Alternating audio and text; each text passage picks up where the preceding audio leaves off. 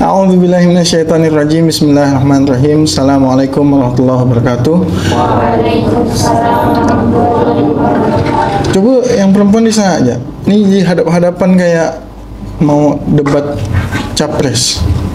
Nggak apa-apa di belakang kameranya. Nah, yang cowok nyerong aja ke sini. Jadi tidak mengganggu konsentrasi.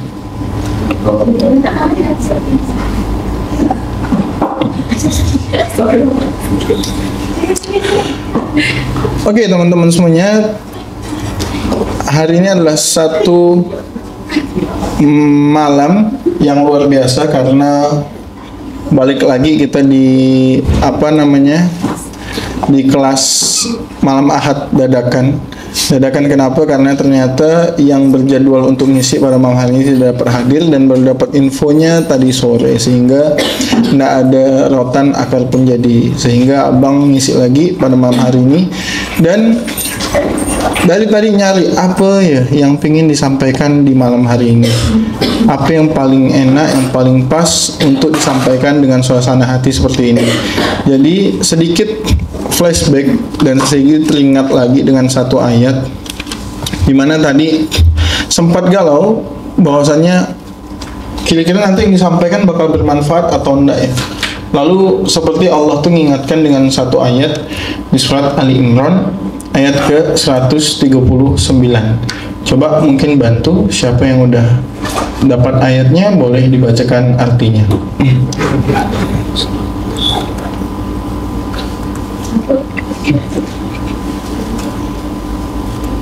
Ayat berapa, Mas? Ayat 139.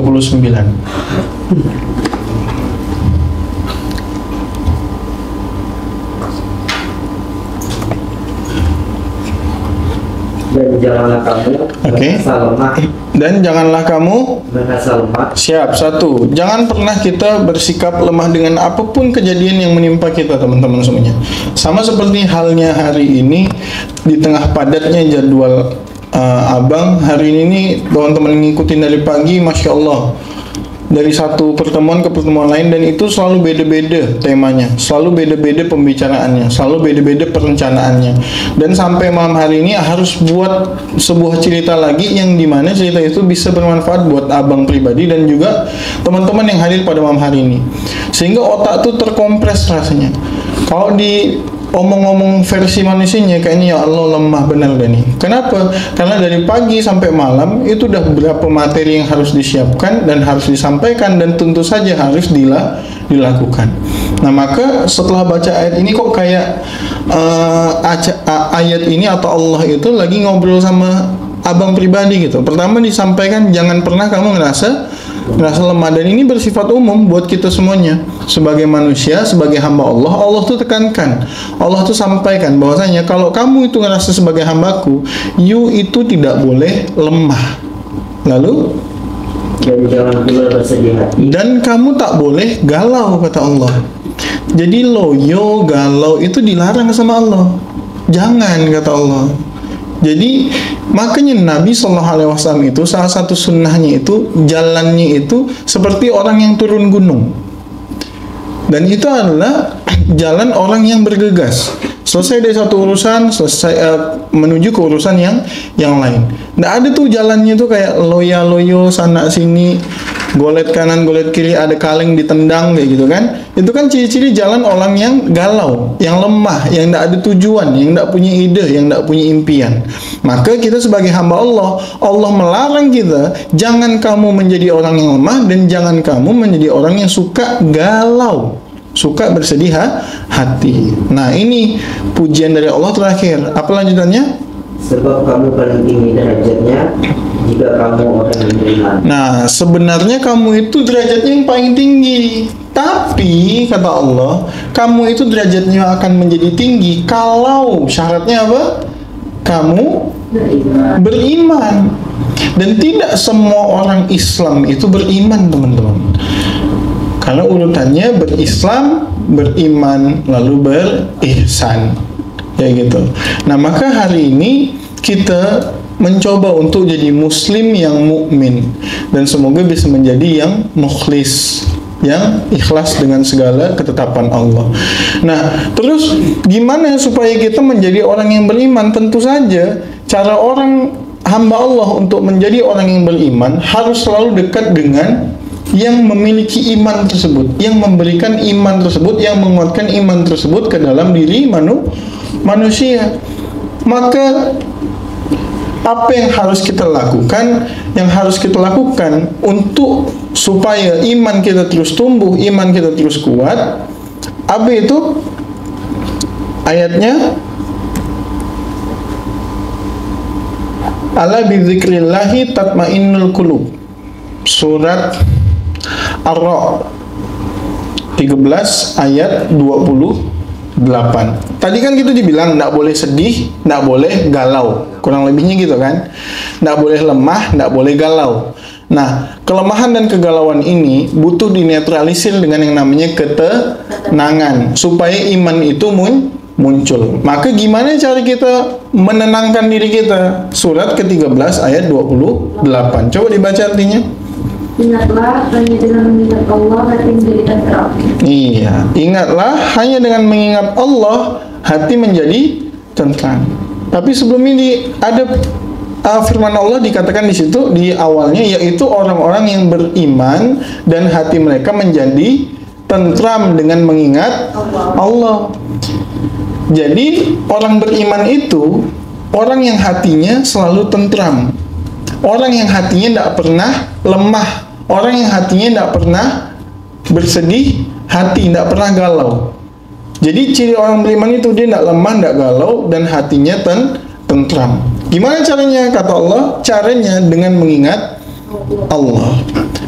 Lalu teknisnya seperti apa cara mengingat Allah? Teknis mengingat Allah itu ada dua. Nah, jadi dicabangkan lagi teman-teman.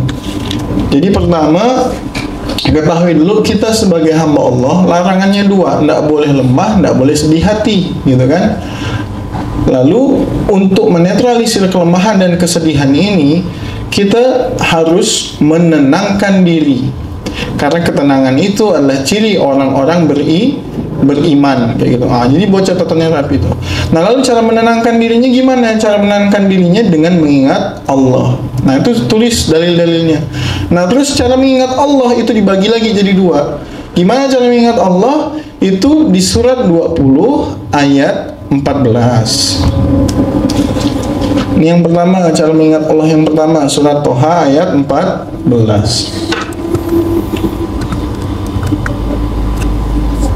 Apa itu? Sungguh, aku ini Allah, tiada Tuhan selain aku, maka sembahlah aku dan laksanakan sholat untuk mengingatku. Nah, jadi metode cara mengingat Allah yang pertama adalah sholat. Nah, jadi teman-teman semuanya, ketenangan itu akan lahir daripada sholat yang kita laksanakan. Bang, kenapa sholatnya belum bawa ketenangan? Karena sholatnya masih keliru. Maka kemarin sempat kita sampaikan, teman-teman, kita ini sholat, bacaan sholat aja mungkin belum paham maknanya. Malah ada yang parah, tak tahu bacaan sholat. Jadi sholat itu sekedar berdiri, jongkok, sujud, ruku, dan seterusnya. Maka mulai hari ini ayo pelajari lagi. Rabbi firli warhamni wajibuni subhana rabbil azimi, itu apa, subhana rabbil a'la apa. Insyaallah kita akan coba rumuskan nanti supaya kita benar-benar ada praktek sholat di sini. Jadi, Bang, itu kan udah pelajaran SD. Ini pelajaran SD masih ingat nggak kita? Masih bisa diterapkan nggak di kehidupan sehari-hari? Sama halnya seperti kita nih selalu bilang gini, itu kan Pancasila kan dulu waktu upacara ya dibacakannya. Sekarang udah nggak pernah dibacakan. Ya wajar kalau negara kita jalannya tidak seperti Pancasila. Ketuhanan yang Maha Esa-nya ada nggak? Nggak ada. Karena Tuhan selalu dibentur-benturkan seperti itu. Yang kedua, kemanusiaan yang adil dan beradab. Ada nggak keadilan? Ada nggak beradabnya? Kemarin ada kasus bapak-bapak memelihara binatang yang dia tidak tahu binatang itu adalah binatang yang dilarang, dilindungi, tiba-tiba di penjara. Padahal binatang itu saat dipelihara sama bapak itu beranak pinak, meneruskan keturunannya. malah bapaknya di penjara, binatangnya diambil, dan kita nggak tahu nanti binatangnya bakal hidup sama dengan yang diurus bapak itu atau enggak, atau malah bisa binatangnya mati kayak gitu. Nah, kenapa enggak ada itu? Karena tadi Pancasila hanya dipelajari di SD saja dan cuman sekedar dihafalkan. Sama dengan kita, karena sholat itu cuman dipelajari waktu kita SD saja dan hanya sekedar dihafalkan. Pemaknaannya tidak tahu, penerapannya di kehidupan sehari-hari tidak tahu. Makanya banyak daripada kita saat sholat tidak mendapatkan ketenangan. Saat sholat itu tidak ingat pada Allah. Dulu sahabat teman-teman, selesai perang, ada yang kakinya itu luka dan harus diamputasi.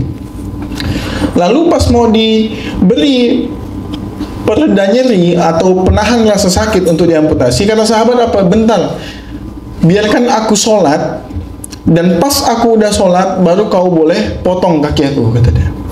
Lalu sahabat ini sholat. Setelah selesai sholat, salam, sahabat ini marah, emosi gitu, sampaikan kepada tabibnya, kepada dokternya, kenapa engkau tak potong saat aku sholat tadi, dibilang kayak gitu. Maka tabibnya heran, karena apa? Karena kakinya itu sudah dipotong. Saking dia khusyuknya sholat, saking dia ingat pada Allah, saking dia dapat ketentraman dari sholat, dia tidak merasakan kakinya yang dipotong. Gitu teman-teman semuanya. Nah, jadi semoga Allah sampaikan kita derajatnya sampai ke sana, dimana kita sholat dapat mengingat Allah dan menjadikan diri kita tenang. Kalau udah tenang kayak gitu, mungkin tidak ada rasa lemah, mungkin tidak ada rasa galau di diri kita, maka pastinya tidak akan ada. Yang kedua, cara mengingat Allah selanjutnya adalah surat Al-Baqarah ayat 152. Surat ketiga ayat 152.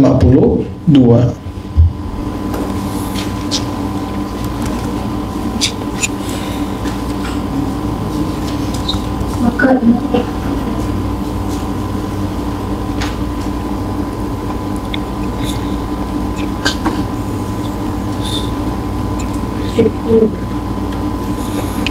Baca dong. maka ingatlah kepadaku, aku pun akan ingat kepadamu. Iya, maka ingat aku akan ingat kamu. Lalu Bersyukurlah kepadaku dan janganlah kamu ingkar kepadaku. nah, maka bahasanya nih, ini ada dibuat lirik lagunya tuh. Aku mau makan, ku ingat kamu. Aku mau tidur, ku ingat kamu. Tinggal kamunya dibelokkan aja kepada Allah Subhanahu wa Ta'ala. Maka kalau kita ingat kepada Allah, Allah pasti ingat juga sama kita. Dan kata Allah, bersyukur sama Allah dan jangan pernah mengingkari nikmat Allah. Hari ini nikmat datang ke majelis ilmu, syukur sama Allah, karena tidak semua orang dikasih nikmat untuk datang. Adalah yang dikasih kesibukan lain, ada yang dikasih halangan A, B, C, dan D sehingga sulit untuk datang gitu. Karena di majelis ilmu ini sebenarnya yang paling penting teman-teman adalah saat kita buat majelis begini, malaikat itu hadir ke majelis kita, lalu berzikir memohon ampunan buat kita. Dan saat kita berdoa, doa kita diteruskan lebih mudah, doa kita mustajab kepada Allah Subhanahu wa Ta'ala. Maka selama duduk di majelis ilmu kayak gini, yang paling besar itu sebenarnya bukan ilmu yang kita dapat saat kita nyata, bukan hafalan yang baru kita dapat, tapi yang paling besar adalah saat kita duduk di majelis ilmu seperti ini. Apa hadisnya? Barang siapa yang berangkat menuju majelis ilmu, maka dia dihitung jihad fisabilillah sampai dia kembali. Maka kalau kayak gini runtuh nih bangunan, kita wafat dalam keadaan syahid, seperti mujahid-mujahid di Palestina. Tidak perlu bawa senjata, tidak perlu lempar batu, cuman bawa pulpen sama buku kayak gitu. Jadi banyak fadilah-fadilah menuntut ilmu. Nah, itu syukuri teman-teman. Teman-teman dikasih kemudahan Allah untuk datang ke majelis ilmu. Bersyukur pada Allah masih dikasih makan sama Allah. Ingat bahwasannya hanya Allah yang memberi makan, selain Allah diberi makan. Hanya Allah yang memberi hidup, selain Allah diberi hidup. Ilmu me dan di itu harus diterapkan di semua kehidupan kita. Hanya Allah yang mempercantik wajahmu, selain Allah dipercantik, dan seterusnya dan seterusnya. Jadi tadi cara ingat Allah itu ada dua. Yang pertama sholat, yang kedua bersyukur. Fungsinya apa? Fungsinya supaya tentram. Oke, tentram ini menghadirkan keimanan. Keimanan ini menghilangkan rasa sedih, galau, dan rasa lemah. Kadang apa sih yang buat kita galau? Yang buat kita galau tuh kadang datangnya dari luar kita. Kebanyakan, bukan datang dari dalam diri kita. Yang membuat kita galau adalah datangnya dari luar kita. Apa itu? Contohnya misalkan yang membuat hidup kita susah itu saat ada orang membicarakan tentang diri kita. Tapi sebenarnya pembicaraan jelek tentang diri kita itu sama sekali tidak akan membuat hidup kita susah. Tapi yang membuat kita susah adalah saat kita memikirkan pembicaraan orang jelek terhadap kita. Contoh misalkan Dimas bilang, "Wow, budak itu tuh habis potong rambut ganteng sekali ya." Misalkan gitu. Ya kan? Misalnya gitu. Misalnya itu kan contoh pembicaraan jelek gitu misalnya kan. Nah, itu tuh tidak akan membuat hidup Dimas lebih susah. Yang buat hidup Dimas susah itu apa? Kalau Dimas mikirkan omongan-omongan itu. Gitu lah. Paham? Misalkan Nabila, apa ya Nabila tuh? Lidah panjang gitu. Ngomong di sini Sungai Durian kedengaran gitu deh. Itu kan omongan-omongan jelek tuh. Ya kan? Itu tuh tidak akan buat Nabila jadi susah kecuali Nabila pikirkan, budak itu tuh ngomongkan aku juga gitu. Dibilangnya aku comel, dibilangnya aku ngomong nyaring kayak gitu. Akhirnya yang buat kita susah adalah karena kita mikirkan omongan itu. Karena padahal kalau tidak dipikirkan itu tidak jadi masalah. Nah, apa sih yang membuat kita sering memikirkan omongan orang lain? Tahu nggak apa? Ini satu penyakit yang paling banyak diderita oleh orang yang hidup di muka bumi ini. Dan penyakit inilah yang membuat rasa syukur itu bisa hilang. Penyakit inilah yang membuat kita jadi malas sholat. Karena kita memikirkan omongan orang lain. Apa yang membuat kita selalu memikirkan omongan orang lain? Jadi kayak misalkan nih, kita melakukan sesuatu. Kalau ditanya, kapan kamu bahagia? Maka variasi jawabannya. Misalkan gini deh. Aca, kapan Aca bahagia?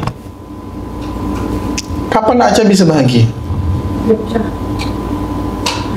Kalau sudah selesai dah tuh. Sudah selesai dah tuh. Sudah jawaban paling akhir dah tuh. Dan tidak bertahap lagi dah tuh. Kebanyakan orang bertanya, kapan kamu bahagia? Saat aku dapat ranking 1 di sekolah misalkan. Udah dapat ranking 1 nih, SD, lulus. Kapan kamu bahagia? Saat aku masuk SMP. Udah masuk SMP favorit nih, kapan kamu bahagia? Saat lulus dari SMP. Dan seterusnya. Kapan bahagia? Saat lulus SMA. Saat masuk kampus favorit. Kapan bahagia? Saat cum laude. Kapan bahagia? Saat sudah nikah. Kapan bahagia? Saat sudah punya anak. Kapan bahagia? Saat sudah punya 2 anak. Kapan bahagia? Saat anak saya sudah nikah. Kapan bahagia? Saat anak saya sudah memberikan cucu. Dan seterusnya dan seterusnya. Maka kebahagiaan itu mundur terus. Kenapa bisa kayak gitu? Karena kita selalu memikirkan omongan orang lain. Awalnya kita udah bahagia sebenarnya nih, lulus SMA nih. Terus orang-orang bilang, ih ngapalah ndak kuliah tuh ya, padahal nilainya bagus, bisa masuk kampus favorit, ngapalah ndak mau kuliah. Kepikiran sama kita, iya juga ya, ngapalah aku ndak mau kuliah ya, padahal nilai aku bagus nih. Ujung-ujungnya kuliah karena omongan orang, bukan kuliah dari diri sendiri. Dan begitu seterusnya. Udah kerja, punya misalkan pekerjaan yang halal di satu tempat, misalkan di pasar lah gitu, kerjanya di pasar, bantu manajemen pasar, misalkan bantuin tukang toge misalkan, antar jemput toge misalkan, di pasar. Kemarin abang ada ketemu sama orang, dia jualan toge ya kerjanya, jualan kecambah, tau kan, jualan kecambah. Tapi itu kayaknya minta ampun, jualannya segini besar. Tapi kayaknya minta ampun, jualan kecambah di Flamboyan. Nah, seharusnya dengan jualan kecambah di Flamboyan, dengan harta yang didapatkan itu udah bisa buat dia bahagia. Tapi kadang dengarkan omongan tetangga, itu kerjaannya apa sih, jual kecambah? Ngapalah nggak daftar PNS tuh, sana banyak pembukaan A, B, C, dan D tuh. Dengarkan omongan orang lain lagi, membuat diri kita tidak bahagia? Karena kita sibuk mikirkan. Apa yang membuat kita sibuk mikirkan omongan orang lain? Karena kita punya satu penyakit, namanya al-wahan. Penyakit itu adalah penyakit cinta dunia dan takut mati. Penyakit apa? Cinta dunia. Jadi penyakit itu adalah penyakit cinta dunia dan takut mati. Ini penyakit yang bahaya. Kalau kita punya penyakit ini, pasti banyak dari kita yang sering ngerasa lemah. Pasti banyak dari kita yang akan sedih hatinya. Karena apa? Karena kita lupa dengan syukur dan salat kita. Karena apa? Karena kita lupa dengan ingat kepada Allah. Karena apa? Karena ketentraman itu sudah hilang dari diri kita. Kenapa? Karena kita punya penyakit cinta dunia dan lupa dan takut mati. Padahal dunia ini indah kalau belum dimiliki. Apa? Dunia ini indah kalau belum, susah nih bahasa nih karena ada indah nih. Dunia ini keren kalau belum dimiliki. Tapi kalau udah dimiliki biasa aja. Contoh. Kita ngelihat pesawat jet pribadi itu keren. Karena kita kok senyum-senyum. Ini contoh karena kita belum punya. Dia yang punya jet pribadi, yang tiap hari naik jet pribadi, itu ngerasa dia keren enggak? Biasa aja. Karena apa? Hari-hari pakai jet pribadi. Ketinggian kayaknya buat kita nih. Kita turunkan sedikit. Kita pikir, kita lihat keren punya PS1 saat kita belum punya. Tapi pas kita udah punya, biasa aja. Kenapa? Karena udah punya. Makanya dunia ini cuman keren saat kita belum punya.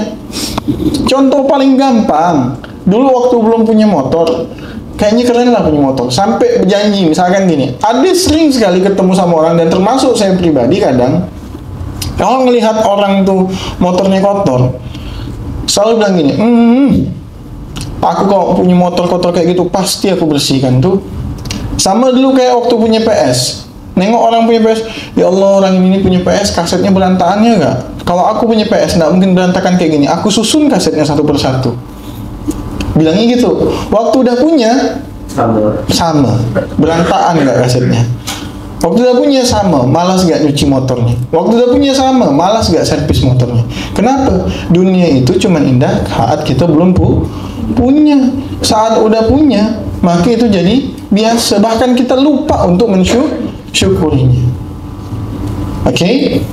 Nah, jadi teman-teman semuanya, hati-hati dengan penyakit cinta dunia ini. Fahami dulu bahwasanya dunia itu cuma indah saat kita belum punya. Tapi kalau udah kita punya, itu semuanya biasa saja.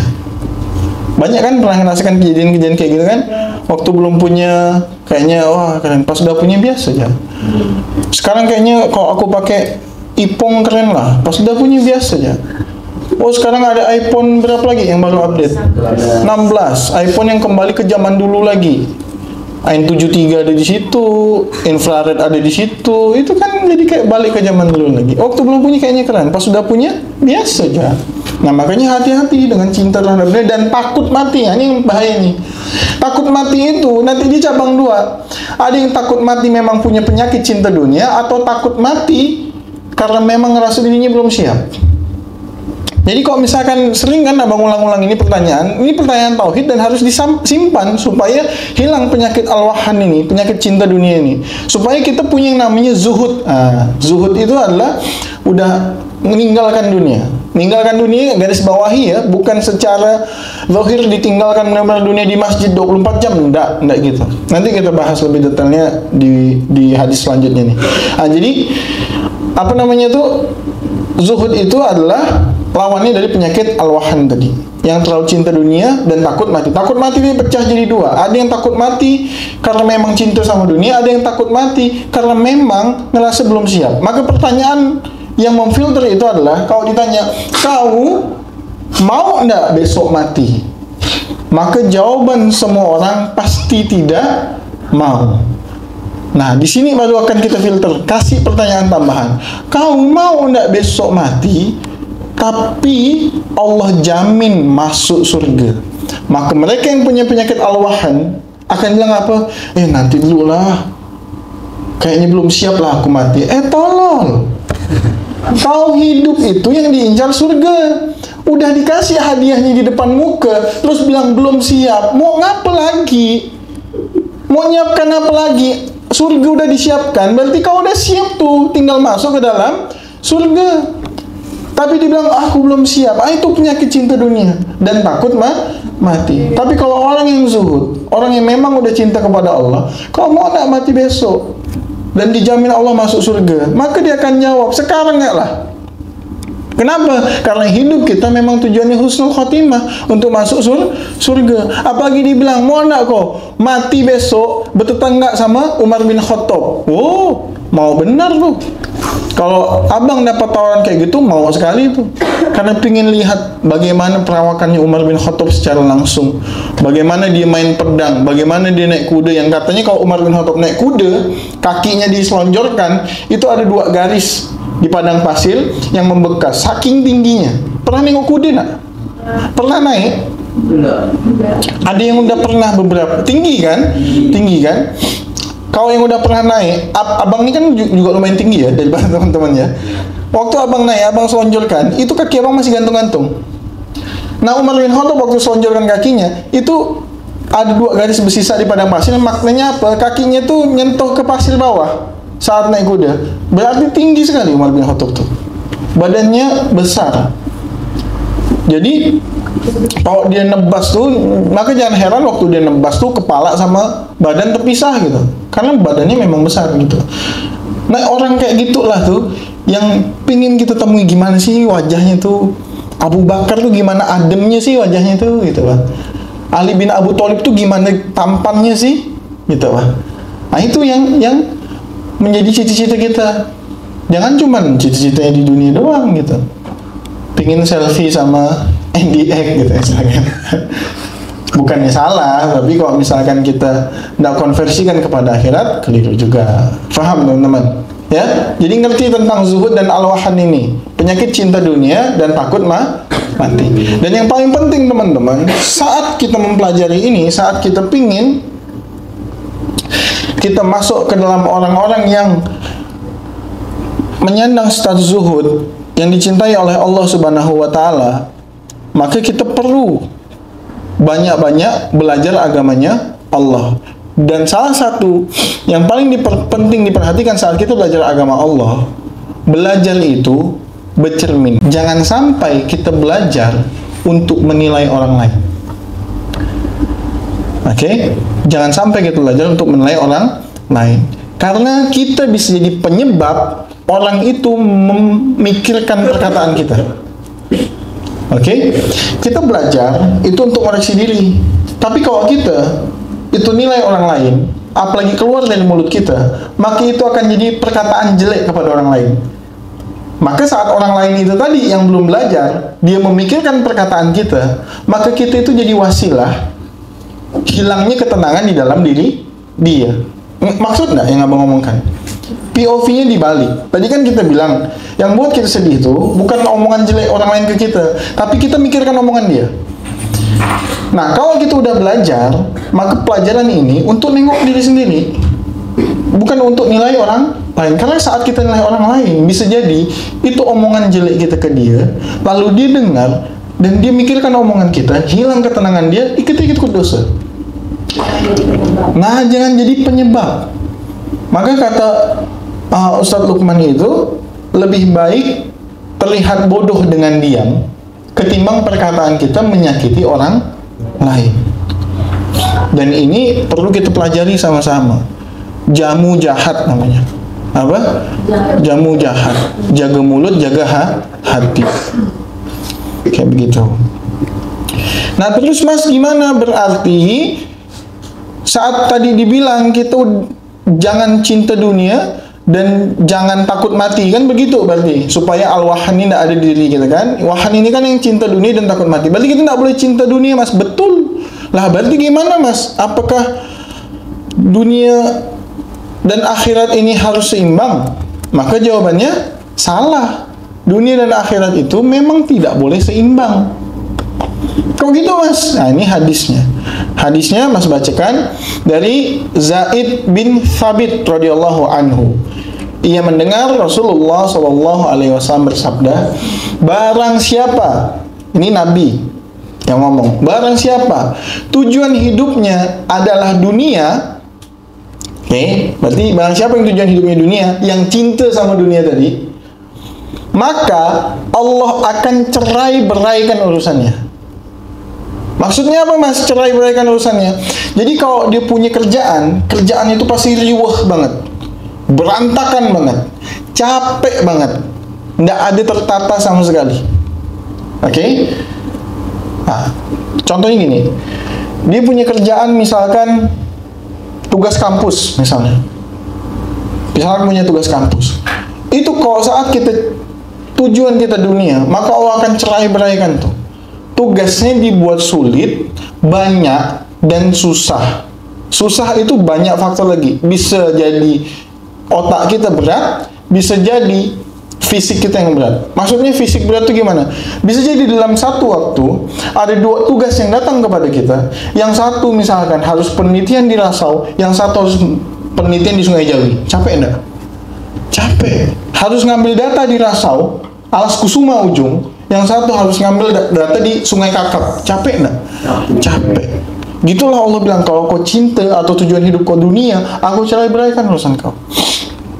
Yang punya bisnis dicerai beraikan urusan sama Allah. Apa? Dibuat capek, riweh banget.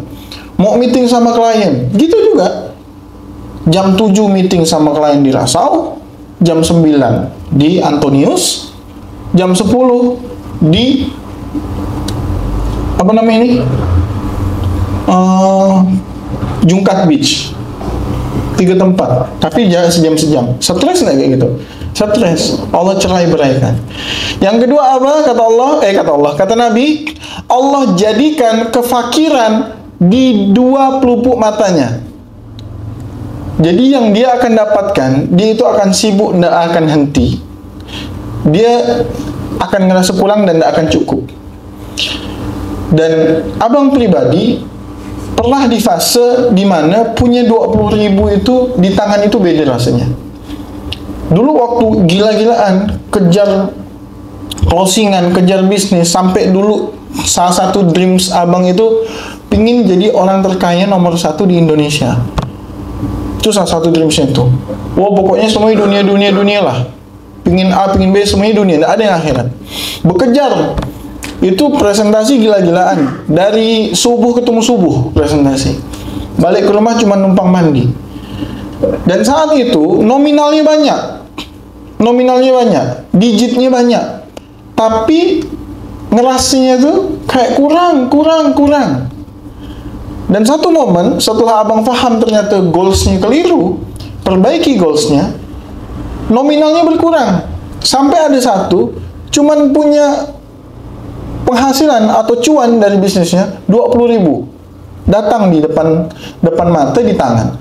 Tapi saat ngerasakan 20.000 ini dipegang, itu kayak ya Allah rasanya banyak sekali. Dibelikan nasi itu rasanya kenyang sekali. Dulu sekali makan 1 juta itu kayak tak kenyang. Ini makan 20.000 kayak kenyang sekali. Kenapa? Karena tadi Allah jadikan kefakiran ada di kedua pelupuk matanya. Maka dia ngerasa kurang dan tidak pernah cukup. Nah terus, dan kata Nabi, dan ia tidak mendapatkan dunia kecuali ketentuan yang telah ditetapkan baginya. Jadi dia tidak akan dapatkan dunia, bonus dari Allah tidak ada. Ya pokoknya kalau diciptakan rezeki kau sekian, nah segitu ya lah, tidak akan ditambah apa-apa lagi sama Allah Subhanahu wa Ta'ala. Lalu dilanjutkan sama Nabi, dan barang siapa yang tujuan hidupnya adalah akhirat, negeri akhirat, Allah akan mengumpulkan urusannya. Mengumpulkan urusan ini maksudnya apa? Yang tadi dicerai beraikan dikumpulkan. Contohnya apa? Kayak tadi misalkan meeting sama klien jam 7 di Rasau, jam 8 di Antonius, jam 10 di Jungkat Beach. Itu Allah kumpulkan. Tiba-tiba 3 orang ini bilang, saya kayaknya mau ke Spadio deh, kita ketemuan Spadio aja ya. Yang di Antonius juga bilang, oh ya saya ada jemput teman saya atau tamu saya di bandara, nanti kita ketemu di daerah Supadio aja ya. Yang di Jungkat pun bilang gitu. Akhirnya yang 3 tadi jauh-jauh dibuat dekat sama Allah. Ketemunya cuma pindah kafe di daerah Supadio, atau malah di satu kafe yang sama, cuma pindah meja aja ketemunya. Bisa nggak kayak gitu? Bisa, Allah yang buat semuanya itu. Saat apa? Saat tujuan kita akhirat. Gitu loh. Dan itu Allah yang mudahkan semuanya. Pasti banyak sekali. Mau ketemu sama orang, jamnya mepet dengan sholat. Ya Allah, siapa dulu nih? Ketemu manusia dulu ke? Ketemu big bossnya dulu? Ketemu Allahnya dulu? Minta sama Allah, ya Allah tolong dong, aku pingin sholat dulu nih, baru ketemu sama orang ini nih. Jangan sampai aku ketemu dulu baru sholat nih. Karena apa? Artinya kita membesarkan dia daripada Allah. Ternyata Allah mudahkan. Allah buat klien kita juga sholat dulu tanpa kita suruh. Nah, kayak gitu. Hal-hal yang dimudahkan sama Allah. Dan teman-teman pasti juga pernah ngerasakannya. Ada tugas kuliah yang rasanya sulit, ada tugas kuliah yang rasanya dimudahkan oleh Allah. Ada yang skripsi rasanya lama sekali, ada yang skripsi rasanya dimudahkan sama Allah. Ada yang kayaknya revisi nggak kelar-kelar, ada yang revisi kayaknya nggak direvisi pun kelar. Ada nggak case kayak gitu? Ada. Kenapa? Karena tadi tujuannya itu mau kemana? Kalau tujuannya kita memang ke negeri akhirat, kata Nabi apa? Allah nanti kumpulkan semuanya. Nggak usah kau yang sibuk. Allah yang kumpulkan urusannya. Dikumpulkan jadi satu.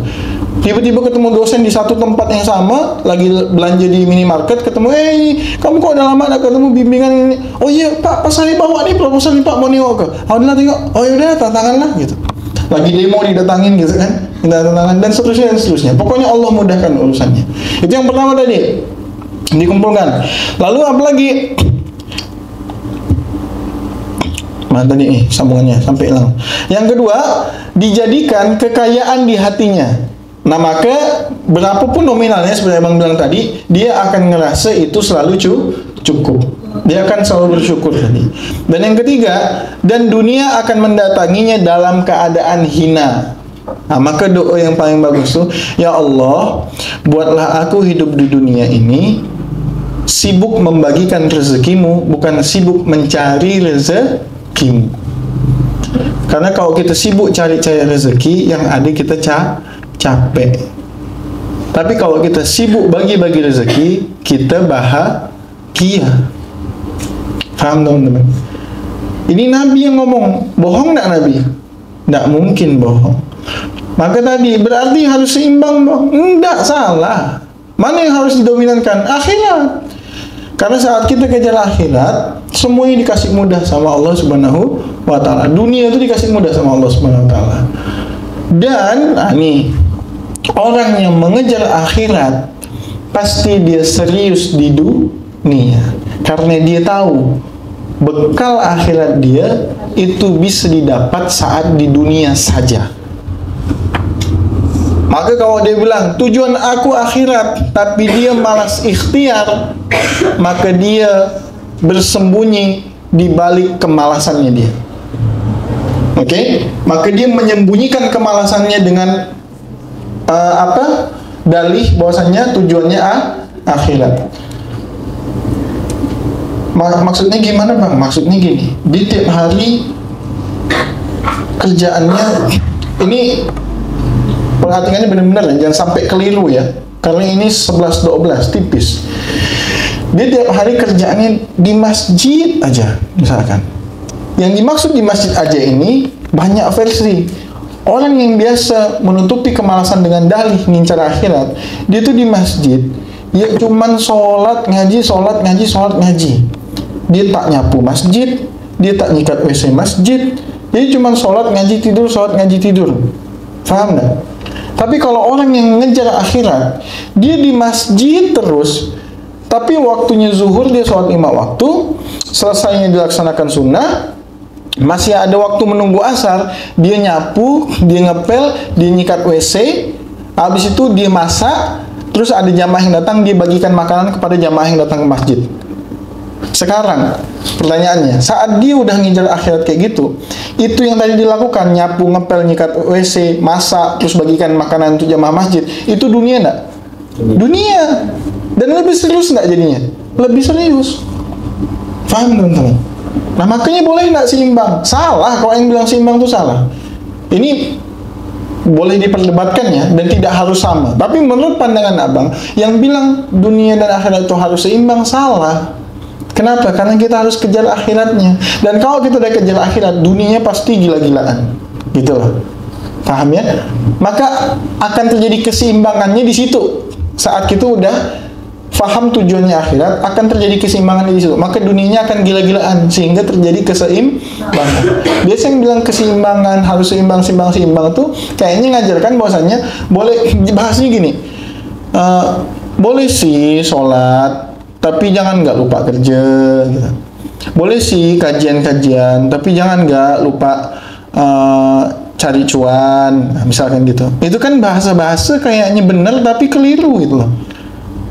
Jadi condongnya lebih ke arah dunianya. Iya sih riba, tapi nggak gitu-gitu juga lah. Macam mana kak? Memang dah harus minjam bank. Ngerti nggak? Itu yang ngomong-ngomong harus seimbang tuh. Jadi misalkan, ngapa kau beli mobil kredit? Kan udah tahu tuh riba. Riba tuh kan perangnya ngelawan Allah. Tahu sih aku riba, benar sih. Tapi macam mana lah ya? Aku ini memang butuh mobil untuk pergi kerja. Emang ngapa kalau nggak pakai mobil? Hujan bah, hujan. Ada teknologi namanya jas hujan. Paham nggak? Ada teknologi yang lebih mutakhir lagi, namanya nebeng. Paham nggak? Jadi kamu tuh kadang membohongi dirimu sendiri dengan alasan-alasan yang membenarkan kesalahanmu itu gitu. Paham teman-teman ya? Sehingga konsepnya benar-benar clear. Kita tidak cinta dunia dan tidak takut mati di jalan Allah Subhanahu wa Ta'ala. Dan saat kita memang pure condong kepada akhirat, itu dibuktikan dengan dunia lebih serius. Paham? Jadi kalau ada orang yang ngejar dunia, jualan sesuatu, presentasi gila-gilaan, closing gila-gilaan, kita yang ngejar akhirat, maka akan 2 kali lebih gila daripada dia. Ngerti nggak? Orang yang berperang karena dunia, pingin naikkan tahtanya, seperti Abu Jahal, pakai baju besi lengkap dan lain-lain, dia berperang, maka kita yang berperang untuk akhirat akan jauh lebih gila daripada dia. Siapa contohnya? Salah satu utusan yang dikirim kepada Persia. Itu Persia udah nyiapkan penyambutan yang luar biasa. Namanya Julaibib. Ingat, dia datang ke sana bawa keledai, betul kan? Dia bawa keledai, bawa 1 tombak. Dia orang tak mampu. Datang ke sana, lalu dibukakan gerbang cuman rendah. Maksudnya apa? Supaya waktu Julaibib masuk, dia udah menundukkan kepalanya. Tapi Julaibib karena dia kejar akhirat, dia 2 kali lebih pintar daripada orang yang bukakan gerbang itu setengah. Akhirnya dia balik kanan, lalu dia masuk, nunduk tapi nonggeng. Jadi yang masuk tuh pantatnya dulu sama pantat keledainya. Itu jenderal yang nunggu dia, ngerasa dia masuk akan tunduk, nengok, mak pantat dulu yang masuk. Tahu nggak? Jadi pola pikir orang yang kejar dunia itu akan kalah 2 kali daripada pola pikir yang kejar akhirat. Dikasih permadani yang cantik di situ, dikasih hiasan-hiasan yang mewah kanan kiri. Lalu Julaibib gimana? Naik ke atas keledainya, tombaknya diletakkan di bawah, nyeret. Jadi pas di jalan menuju si panglima perangnya Persia, itu tombaknya ngeret-ngeret karpet sampai robek. Jadi kemewahannya itu tidak ada artinya apa-apa sama Julaibib. Wanita-wanita cantik letakkan kanan kiri tidak ditoleh sama Julaibib. Terus ditanya sama si kamu mau apa? Katanya. Julaibib cuma bilang, kami mau perang, katanya kayak gitu. Nah terus kalau kami nggak mau gimana? Dibilang kayak gitu. Kata Julaibib apa? Kalau kamu nggak mau, jadi pertanyaan gini, setiap orang Islam mau perang tuh selalu nawarin di awal gini, kami pingin tawarin kamu, wahai panglima, itu untuk masuk Islam. Kayak gitu. Kalau kamu masuk Islam, kita tidak akan perang, kamu tetap mimpin di sini, tapi wilayah ini jadi wilayah kekuasaan kami dan ikutin syariat kami. Kalau aku tidak mau gimana? Kata dia. Kalau kamu tidak mau, maka kamu keluar dari tempat ini, wilayah ini kasih sama kami, udah kamu boleh hidup, tapi di luar dari tempat ini. Kalau aku nak mau juga gimana? Terus kata Jual Habib apa? Maka aku penggal kepala kau. Itu panglima besar yang di depannya keroco, bawa tombak, bawa keledai, orang miskin, helm besinya itu panci belanga, terus ngomong sama panglima besar, dia bilang, aku penggal kepala kau. Kalau orang udah cinta akhirat, 2 kali juga keberaniannya dari orang yang cinta dunia. Paham nggak teman? Nah, kayak gitu. Kelihatan di sini ya. Nah, jadi tadi kita udah harus tahu fokusnya kemana. Kasih ayat di bawahnya untuk pelengkap, dan ini sering udah Mas bacakan. Dalil Qur'annya di 4220. 4220. Nah, itu tidak perlu kita bacakan karena kita udah sering bacanya. Kalau kejar dunia dapat setengah, kalau kejar akhirat dapat bonus dunia. Nah, tinggal dilaksanakan. Jadi abang tarik lagi garis lurusnya ya, dari kiri ke kanan. Yang pertama, kita itu sering ngerasa diri kita lemah dan suka galau, lemah dan sedih hati. Oke? Padahal kata Allah, kita itu orang yang spesial. Tapi syarat spesialnya itu dikasih sama Allah kalau kita ngambil yang namanya iman. Oke? Keimanan ini akan datang dari yang namanya ketentraman. Oke? Ketentraman ini akan muncul saat kita mengingat Allah. Mengingat Allah itu bisa dengan melaksanakan sholat 5 waktu dan bisa dengan memperbanyak syukur. Dua-duanya harus dilakukan. Ya, bukti syukur itulah kita sholat 5 waktu. Nah, kalau ini udah kita lakukan, maka syukur ini akan mencegah kita punya penyakit cinta dunia dan takut mati. Saat kita sudah cinta dunia dan takut mati, maka semua itu akan hilang. Tapi saat kita tidak cinta dunia dan tidak takut mati, maka semua itu akan hadir, yang namanya keimanan. Ingat, dunia itu hanya indah, keren, dan luar biasa saat belum kita miliki. Tapi kalau udah kita miliki, semuanya jadi biasa. Dan syarat paling mudah untuk mendapatkan keseluruhan dunia adalah dengan meninggalkannya. Maksudnya apa? Kita balik fokus kita, yang tadi fokusnya dunia, kita ubah jadi fokusnya akhirat. Maka karena Nabi SAW apa? Maka saat kamu fokus ke akhirat, dunia akan datang kepadamu dalam keadaan hina. Maka ayat Qur'annya mengatakan, kalau kita kejar dunia, kita cuma dikasih setengah. Kalau kita kejar akhirat, kita dapat bonus dunia. Baik, itu saja yang bisa abang sampaikan pada malam hari ini. Semoga yang dadaan ini bisa bermanfaat buat kita semuanya, buat abang pribadi, dan kita juga sudah bisa mulai melihat fokus kita selama kita hidup nanti. Maka ikhtiar kita nih buat apa? Ngaji kita buat apa? Sedekah kita buat apa? Bagi-bagi beras kita buat apa? Nyablon kita buat apa? Edit video kita buat apa? Ngerekam kita buat apa? Skripsian kita buat apa? Wisuda kita buat apa? Ikhtiar kita semuanya buat apa? Maka kita balikkan lagi, semuanya itu lillah, karena Allah dan untuk Allah. Akhirul kalam, kita tutup sama-sama dan baca hamdalah. Alhamdulillahirabbil alamin. Subhanakallahumma bihamdika asyhadu an la ilaha illa anta astaghfiruka wa atubu ilaik. Assalamualaikum warahmatullahi wabarakatuh.